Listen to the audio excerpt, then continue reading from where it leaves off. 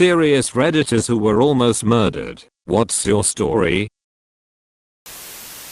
I was a clerk at an appliance repair shop. Some guy had brought his riding lawnmower in to be worked on, but decided it cost too much to have repaired. So my boss asked me to load it up in our lift truck and drive it to his address. I was 17 and had my relatively newly minted license on me, so it felt like a big responsibility, and I was happy to do it. I loaded it up just fine and drove to his address. When I started to unload it, I noticed that the battery was unattached. One of the technicians must have removed it to work on it or something. Unfortunately, I had no tools to put it back in.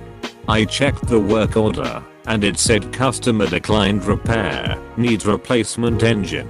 So I thought, woo, he won't care because the engine is dead anyway. I rang the doorbell and this fat drunk guy with no shirt opens the door suddenly.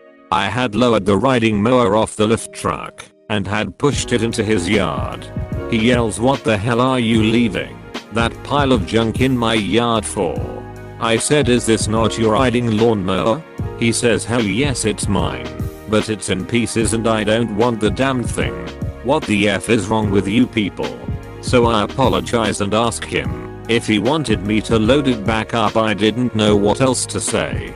For some unknown reason this pissed him off even more, and he disappeared back in his house. I go back to the truck to radio my boss, this was back in the days before cell phones, to see what she wanted me to do.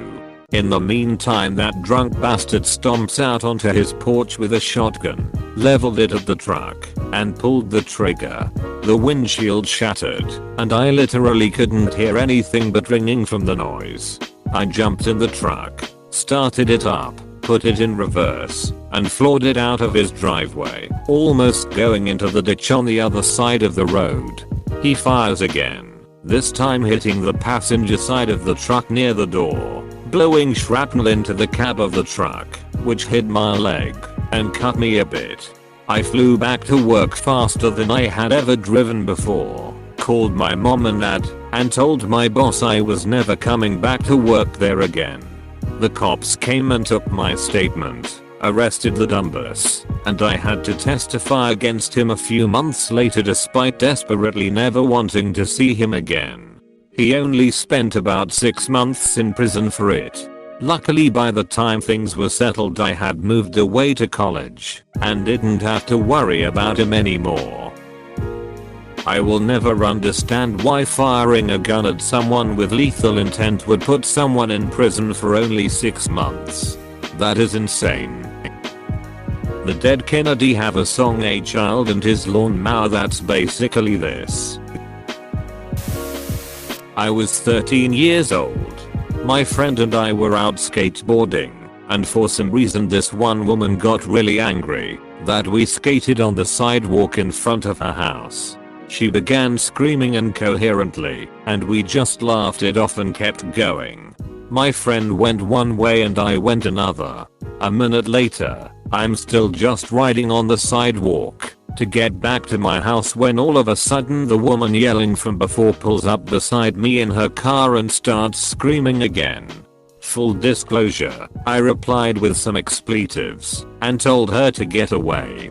I continued riding, and she just drove slowly beside me while continuing to scream. The woman eventually drove off, but then she did a U-turn and came back towards me.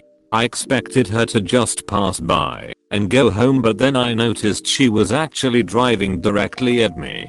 I froze and just watched her car come at me. Eventually my brain decided I had to move.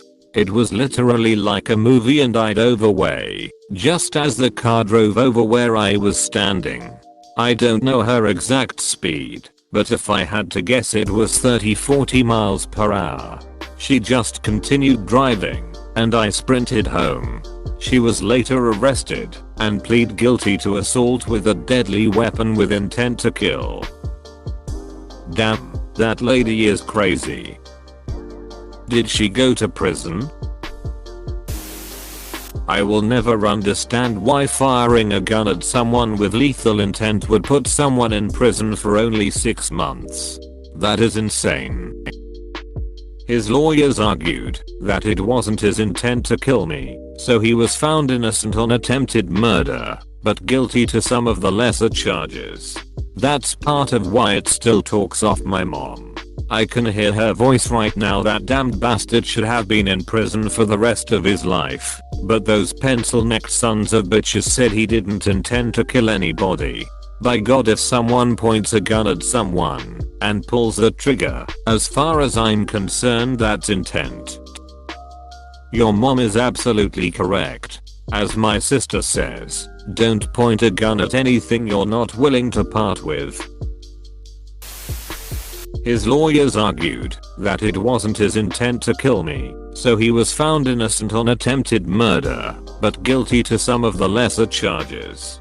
That's part of why it still talks off my mom. I can hear her voice right now. That damned bastard should have been in prison for the rest of his life, but those pencil-necked sons of bitches said he didn't intend to kill anybody. By God, if someone points a gun at someone and pulls the trigger, as far as I'm concerned that's intent. Your mom is absolutely correct. As my sister says, don't point a gun at anything you're not willing to part with. This guy was handling a firearm while intoxicated. Was it one of the lesser charges that he was found guilty of? Was out one night with friends. An acquaintance was being super creepy, following me around all night, and generally giving me bad vibes. I had one friend offer to distract him, while another walked me out to my car. Totally took them up on that. The next day I heard he ended up killing the guy that distracted him. I'm never living that one down. I feel like, if I had not agreed to let him distract the guy, things would have gone very differently. For better or worse I do not know, but my friend might be alive still. Nobody blames me for it. Dude was crazy. It's just that what if I did something differently thing that runs through my mind. Survivor's guilt maybe. Edit, thank you for the kind words and awards. Since some of you asked, there wasn't much more weird than usual on his behavior that night other than his leering and following around, being focused on me specifically rather than multiple people or nobody in particular like he normally did. I was trying to ignore the weird feeling in my gut because everything seemed normal. Honestly, I didn't notice his antics were directed at me specifically until a few people said something to me and I paid attention. He was following me around constantly, not letting me out of his sight and never looking away. If I went to the restroom, he was right outside the door when I came out. I was told he was also getting visibly frustrated when I wasn't paying attention to him on the dance floor. Like he would do some move, look at me, then throw a mini tantrum if he saw I wasn't looking. To me and my friends, he was just that weird guy that showed up and behaved erratically at all of the events and shows that everyone knew who they were and would be polite just to keep him from getting too crazy. I never gave him any reason to expect anything from me. The most I ever did was return a hello or be polite if he jumped into conversations. The club was super small, so my friends had been keeping an eye on the situation for a while. It was after one friend got done with his set that I saw him talk to the other friend. He came over and told me the other was going to distract the guy and we were going. Now, I hadn't been drinking anything but soda, so I was fine to drive. He walked me out to my car. I messaged I was home safe, then went to bed. The next morning is when I heard what happened after I left. I had so many missed calls that I slept through. I called back to see what was up. Apparently within 30 minutes of me leaving, the guy figured I was not in the restroom and tried to find me outside. The friend that had walked me to my car was back at the DJ booth, so the other followed him. Neither one came back inside. Maybe 15 minutes later someone else went outside and saw my other friend outside the door to the club. He had been stabbed multiple times and was dead already. The other guy was nowhere to be found. They thought he may have figured out where I lived and been on his way to my place. They found him later that morning near the club and he confessed. He pleaded not guilty by reason of insanity and is still in a mental hospital today. Don't blame yourself. I know it's difficult. I know what if questions pop up at random points throughout the day, but remember this. Your friend made a choice to protect you, to help defend and protect another friend who could have also been fatally hurt. Your friend saved your life and allowed you the chance to have a safe way out. Honor their sacrifice by living, by remembering their actions as courageous in the face of such possible outcomes, by rising above the fear that they most certainly felt, but decided to fight for you. Live a life that you are proud of, that you can make the most out of it. Holy shit, I'm so sorry that happened to you. I'm sure it's not much consolation, but if it hadn't been your friend, it likely would have been someone else, maybe not even you. I had a friend in college who was leaving a bar with some friends when they saw some loser attacking a girl in a parking lot. My friend and his buddy intervened, and the man stabbed them both to death. The girl survived with minor injuries. It's a terrible anecdote, but I just wanted to illustrate that your friend's sacrifice may have prevented a bigger tragedy. But that's easy to say when I haven't lived it. I'm sorry for what you're going through. I posted this story before on another thread once, but here goes. When I was in high school, a random new kid started stalking me. Like following me home from school. I'd see him outside my house. He'd stand by my locker at school. He was weird. Told my counselor, but they didn't really believe me. Told a teacher I was close with, and he talked to the principal. They said they'd watch out. After about a week my boyfriend was pissed the school wasn't helping me. He confronted this kid and they almost physically fought. Finally, he got kicked out of school, and about a month later, less than 3 miles from my house, he strangled a girl my age who also went to my school, and dumped her body in a field. This makes me so mad. Why was no one helping you? Why did no one help that other girl? This is horrifying. My ex and I got into an argument because he had become abusive, and I told him I was going to tell his family what he'd been doing. He got so angry that he tried to grab me, but I ran out of the room. He headed for the gun closet, so went outside to make sure when he killed me, the neighbors would see it. I called 911 outside, and for some lucky reason they were just blocks away. When they got there he was in the middle of loading the RME 700. I pressed charges and he only got 1 night in jail. His dad bailed him out, and despite me getting a 5-year restraining order, I'd run into him around town. He pleaded no contest and got 3 years probation. That's it. I moved 3,000 miles away, but I still fear him. Your instincts in this situation are wildly impressive. I'm so glad you got out safe and are so far away. I'll never have children, but if I did, well, first I'd really try to raise them in such a way that they wouldn't harm others. But I also would not bail them out after seriously considering murdering someone. Coworker of mine told me of a prep job years ago where he was one of a handful of software developers.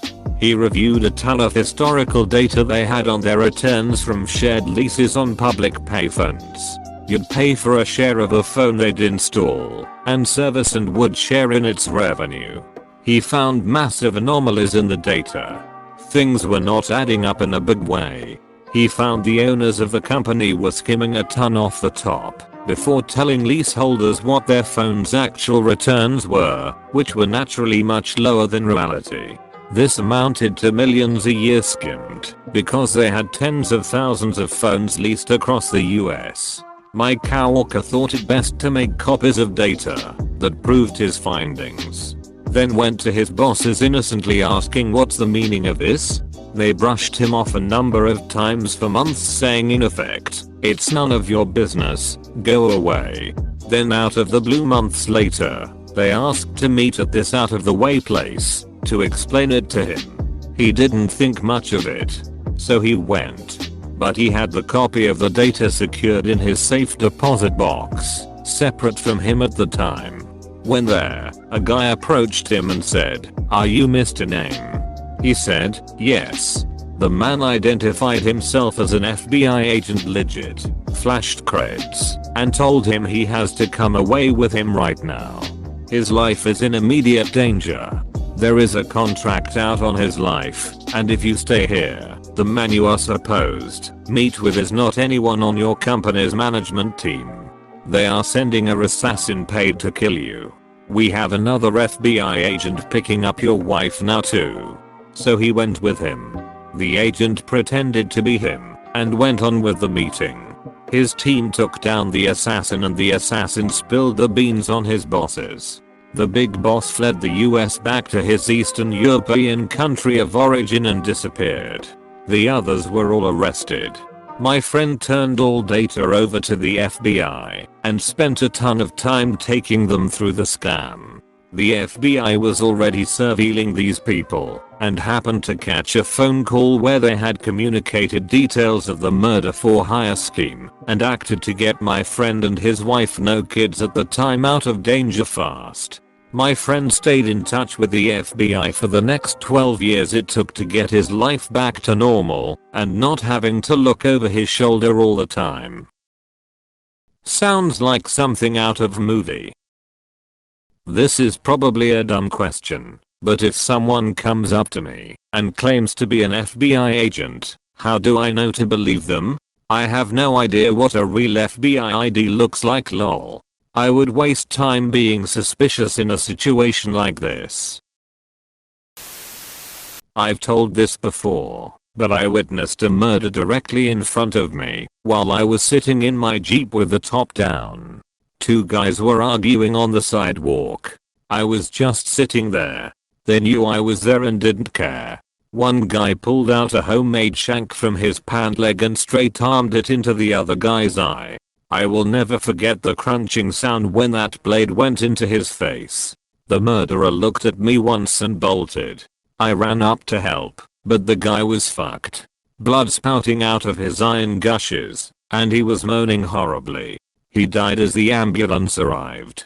I was the only witness and nearly testified in court, but the guy pleaded guilty and got 25 years. Still have nightmares about that 25 years later. I saw a fatal car accident that fucked me up pretty good.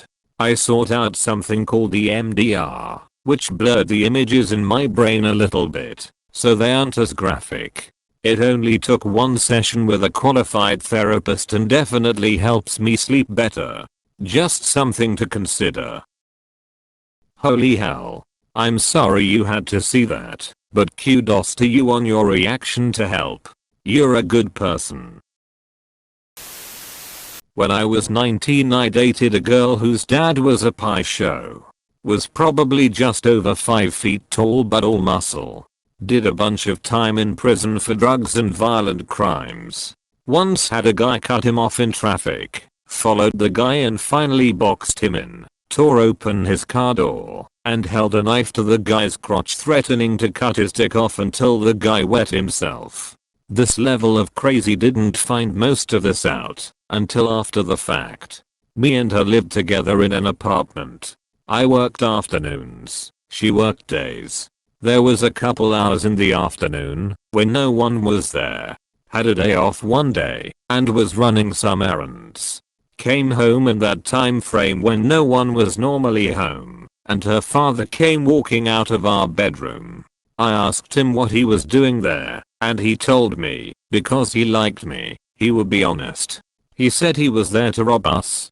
He was on drugs, and was in the middle of a crime spree. Held up a bunch of people in the complex who were entering or leaving the building, then came through our bedroom window. He said he looked around, and didn't find anything, so he was on his way out. He said he wouldn't hurt me, but if I ever told anyone this happened, including his daughter, I would disappear and no one would ever find me, and he walked out. The whole time he was talking to me, all I could think of was, don't give him a reason to attack me. That, and I had a coffee cup in the living room with almost $1,000 in it. Thankfully he didn't find that. I thankfully never saw him again. My relationship was on the rocks and this gave me the needed push to get out of there. I never told anyone what happened until after he died. Edit just thought of another situation where he could have killed me, and also demonstrates how crazy he was.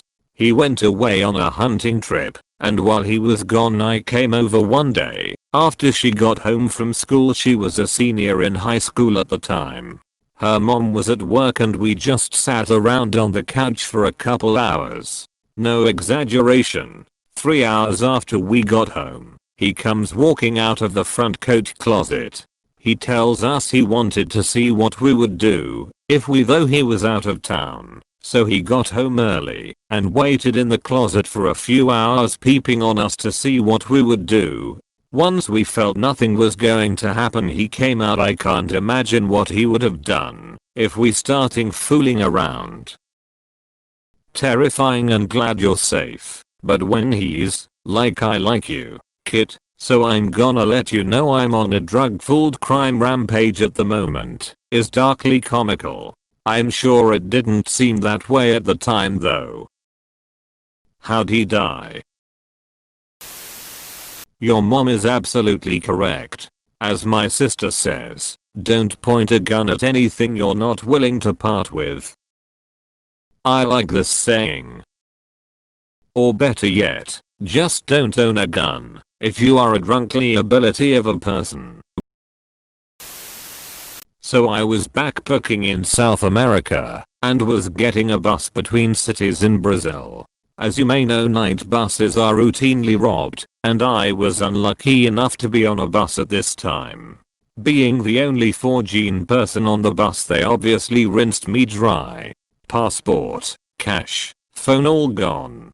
I was then locked in the luggage compartment till they had left the scene, all while having a gun pointed at me. Now that sucked. What sucked even more was a week later, when I was getting another bus, and it was robbed again. Again they went straight to the only foreign person on the bus, who didn't speak Portuguese, and demanded all the stuff the previous robbers stole off me. I was pretty much crying with a gun in my face as I had nothing to give them. They took me outside the bus, and I thought for sure I was going to be killed, but again they locked me in the luggage compartment, while they robbed everyone else. I booked flights from then onwards. Here in Brazil shit is crazy. The part where you're backpacking in Brazil is crazy. The fact you took another bus is even crazier. I was a freshman in college, and, in my first semester, pledged to fraternity. One night, I was assigned to work the door at a party, which was not uncommon. Around 13:02 am, a group of guys that worked at the dining hall, I remembered the one, because he made an amazing cheese steak, showed up, and each paid $5 per cup. A few minutes after they paid, the last keg kicked and none of them got any beer. As soon as they told me that the kegs just kicked, I started counting out cash to pay them back for the cups that they bought. Before I could get them their money back, one of my drunk pledge brothers decided to physically force them out the door while yelling shit-talking them. As soon as I could calm my buddy down, I went outside to give them their cash back, only to be met with a big surprise. When I made it down the back steps, Cheetah Steak guy aggressively steps forward and says y'all made a big fucking mistake. I'm strapped as a motherfucker, pulls a handgun out of his waistband and points it directly between my eyes. In that moment, it was remarkable that 18-year-old me didn't shit his pants immediately. A few of the older guys in the house stepped outside and were able to talk the guy down without incident, but it felt like I had that gun pointed between my eyes for an eternity. Long story short, I was incredibly lucky that I didn't get shot that night. Needless to say, I went without cheese sticks for a few semesters after that night. I would have reported that dude to the university. That's exactly the kind of thing the school needs to know about. He's gonna end up murdering a student and the school is gonna have to pay out a lot of money in a settlement. Seriously thinking of straight out murdering someone over $5? The fuck? Cheese stick dude. Don't blame yourself. I know it's difficult. I know what if questions pop up at random points throughout the day, but remember this. Your friend made a choice to protect you, to help defend and protect another friend who could have also been fatally hurt. Your friend saved your life and allowed you the chance to have a safe way out. Honor their sacrifice by living, by remembering their actions as courageous in the face of such possible outcomes, by rising above the fear that they most certainly felt, but decided to fight for you. Live a life that you are proud of, that you can make the most out of it. This made me cry, and I don't do that easily on Reddit. Really loved this response. This is one of the best replies I've ever seen. Honor their sacrifice by living, by remembering their actions as courageous in the face of such possible outcomes, by rising above the fear that they most certainly felt, but decided to fight for you. Live a life that you are proud of, that you can make the most out of it. This is a great way to honor anyone who has made a positive impact on your life, whether they died as a result of heroic actions or not. I hope someday someone lives a better life because of something I did. I was getting screamed at by my ex, as usual. I don't remember what I said, but he grabbed my arm and pulled me off the couch. He started hitting me not the first time. I'd never seen him so angry, and I'd long since taught myself to not react and give him the feeling of having power of me. If I didn't cry he would get bored and stop eventually. Next thing I know he pushes me up against the wall and wraps his hand around my throat. I was having a hard time breathing, but I still wouldn't cry. Just as I was about to pass out, I gathered all my strength and punched him in the ribs as hard as I could. He dropped me, and before I could catch my breath, I hit him in the balls. When he was down I kicked him in the ribs a couple times, and locked myself in the bathroom until he came and started his usual apologies. I knew I needed to get out, and 2 weeks later, I did. It's been 8 years. Glad you got out of that situation. I had a friend who was murdered by her boyfriend following a verbal argument. He stabbed her 20-something times and then called 911 claiming that he had hurt his girlfriend. When authorities got to their apartment, my friend was long dead. My friend's death was extremely horrifying to all of us who knew her. The saddest thing is that there had been signs in the past that the boyfriend was abusive, but my friend refused to get out of the relationship. I was going to share a similar story of an ex pinning me to the bed and choking me. Right as things started to get dark I managed to latch onto something on the bedside table and bash it over his head. Sad to say I still didn't leave for quite a while after that. But just a say, if your partner ever chokes you, your statistical chances of eventually being killed by them jump pretty significantly. This is my aunt's story, but it's too good to not share. My aunt was almost killed by the famous serial killer Michael Swango, the killer doctor. She worked as a unit secretary at the ward he worked in regularly, and they knew each other well. part of his routine was poisoning people he worked with, and he admitted, after he was caught, he was planning on killing her, but his coworkers got suspicious of him, and he left town before he had the chance. For those interested, htpsen.mwikipedia.org wikimichil_swango. I went on to read about this, and ended up spending an hour learning about serial killers. Not sure why, but thanks. I saw a fatal car accident that fucked me up pretty good. I sought out something called the MDR, which blurred the images in my brain a little bit, so they aren't as graphic. It only took one session with a qualified therapist and definitely helps me sleep better. Just something to consider. No way. I've told that story 1,000 times and I've never heard of this. Thank you so much.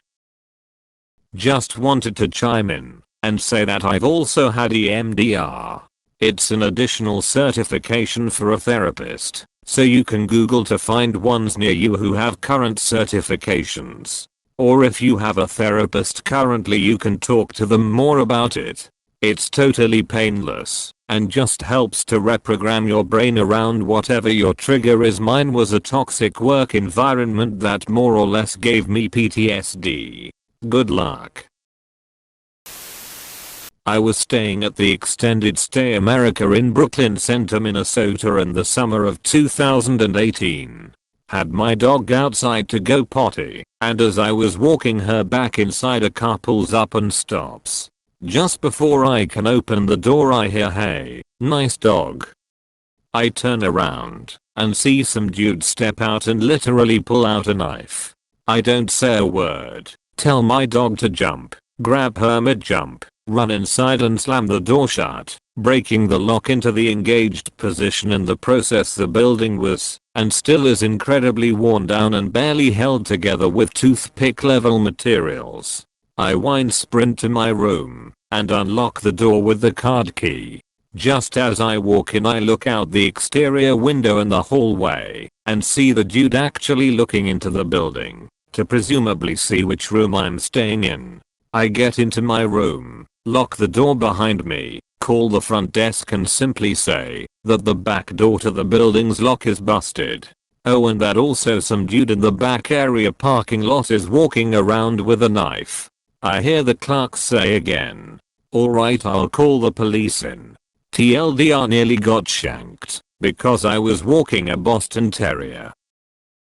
Back quote again, like they didn't throw him in jail the first time. Not RLY related, but you just told a dog to jump and it jumped. That's sick. This makes me so mad. Why was no one helping you? Why did no one help that other girl? You'd be surprised at how little schools do anything in these kind of situations. For example, for all the anti-bullying promotions they do, they never take any bullying cases seriously and actually punish the victim if the victim ever fights back. This is partly what fucks up a lot of bullying victims beyond the actual bullying. Like, you grow into adulthood with that same conditioning that you're not allowed to fight back, and so bullying continues. Damn, that lady is crazy. I think I was maybe 8 or 9, and I was living in a somewhat rough area. I had a friend who lived up the street from me, and we would regularly hang out. My friend had an older brother that had recently gotten released from prison, but being a kid I didn't really know what that meant. One day I go up to the house, ring the bell, and wait for my buddy. Well, prison release brother opens the door, and no shit points a 9mm in my face, laser between my eyes, and with a straight face says, "What? If I killed you right now, nobody would even give a shit about your little black ass," before slamming the door in my face. A minute later my buddy comes out, and we go play like normal. It wasn't until I joined the military and held a gun myself for the first time did I realize how close I was to dying that day. I feel like anyone that grew up skating has a similar story.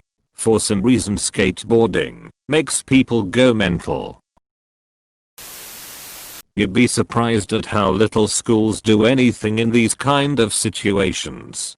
For example, for all the anti-bullying promotions they do, they never take any bullying cases seriously and actually punish the victim, if the victim ever fights back. This is partly what fucks up a lot of bullying victims beyond the actual bullying. Like you grow into adulthood with that same conditioning, that you're not allowed to fight back, and so bullying continues. That happened with my little sis. Some girl was bullying her, and my mom asked the school about it. They just blamed my sister, because of some stupid reason I can't remember, something about how the bully girl wanted to be included, even though the bully girl was the one not including my sister in some game. This pissed me and my mom off. That school sucked. Came home, went into kitchen from garage. Saw all my stereo equipment. This was 1982, stacked by front door. Burglar shot me twice in the back. He was practically next to me when I walked in but never saw him, then took off. Not much more to say. How did you survive? OMG. Did you recover fully? Was he ever caught? I was working at a gas station. It was at night and slow, so I was sitting in the office watching TV. All of a sudden, one guy comes in behind me, another guy comes in front of me. Guy in front says, "Don't get up." I give him the wad of cash from my breast pocket, and then the money from my front pocket. They rush out back into the darkness. I stay put, just like the guy said. Then I call the owner. A car pulls up to get gas. I tell them they need to pay by credit card or exact change, because I just got robbed. Then I reach up to touch my neck. It was bloody. The guy in back was holding a knife to my throat. Must have been a sharp knife not to feel it, or adrenaline. My favorite part of this is how you just went right back to working. Every cashier learns to just keep a stone face through every dumb joke and rude remark customers make. Like someone could strip naked and climb up on the counter to start dancing, trying for a viral YouTube reaction or something, and the clerk will not give two fucks about anything but counting down the hours of his shift. You almost got your throat slit and slipped right back into routine, because it didn't mean you were good to clock out, and therefore didn't mean shit. LMAO. I would have reported that dude to the university. That's exactly the kind of thing the school needs to know about. He's gonna end up murdering a student and the school is gonna have to pay out a lot of money in a settlement. You're absolutely correct. That's what should have been done. At the time, over 15 years ago, I was young, scared, and thought that acting like it didn't happen was the easiest decision. I would have reported that dude to the university. I would have called the police. I was in an abusive relationship that I couldn't find a way out of. I had done something to upset him. I think he didn't like the shoes I was wearing that day, so he tried to throw me out of the third-story window. Luckily his roommate stepped in when he heard the glass break. It was the one and only time he did anything, but I think I would have died that night if not for him. I was pretty cut up, but I didn't splat. I hope you're doing better now. It's always so scary to read stories like these. In high school I dated such a controlling, abusive man. I always fight back even now. If a guy had gotten too close during an argument, I shove them away. I won't ever put up with that fear again. Thankfully my husband is not like this. My abuser went into the military, and I had found a big muscle dude to hide behind for a while basically. But when I was 17 he was planning on purposing when he got back from boot camp, and we would get married as soon as I graduated, and I'd move with him. He had no future plans for me besides following him. It was quite disturbing. If I had just gone along with it, I would've probably ended up dead by now. I'm glad you were able to get out of that situation.